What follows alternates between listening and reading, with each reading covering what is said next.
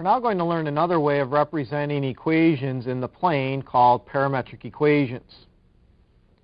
Let x equal f of t and y equal g of t, where f and g are two functions whose common domain is some interval I.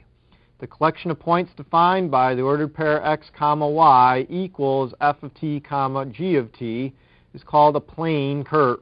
The equations x equals f of t and y equals g of t, where t is in the interval I, are called parametric equations of the curve. The variable t is called a parameter. What we're going to do first is learn how to graph parametric equations. We have x is equal to 3t squared, y is equal to 2t. The interval I is between -2 and 2. The parameter t is going to be, various values of the parameter t are going to be substituted into these two equations. That's going to give us different values of x and y. We're going to plot those ordered pair x comma y in the Cartesian plane to obtain the graph of the parametric equations. So let's get started. What I've done here is established a little table where I've chosen various values of t within the interval prescribed. For example, when t is equal to -2, I would find that x is equal to 3 times -2 squared. -2 squared is 4. 4 times 3 is 12. Now let's find the corresponding y value.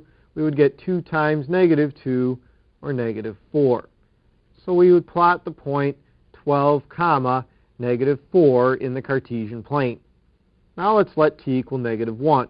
3 times -1 squared is 3 times 1, or 3, and I get y is -2, so we have the point 3 comma -2.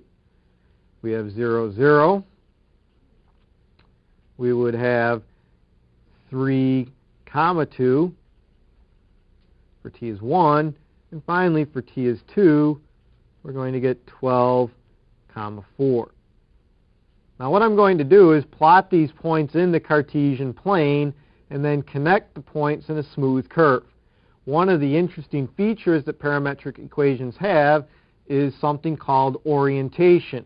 In other words, the graph begins at 12 comma -4 and ends at 12 comma 4.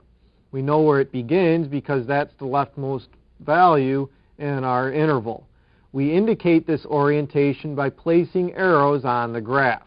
Let's see how the graph looks. I have my points plotted, 12 comma -4, 3 comma -2, etc. And the little arrows that you see on the graph indicate the orientation of the graph.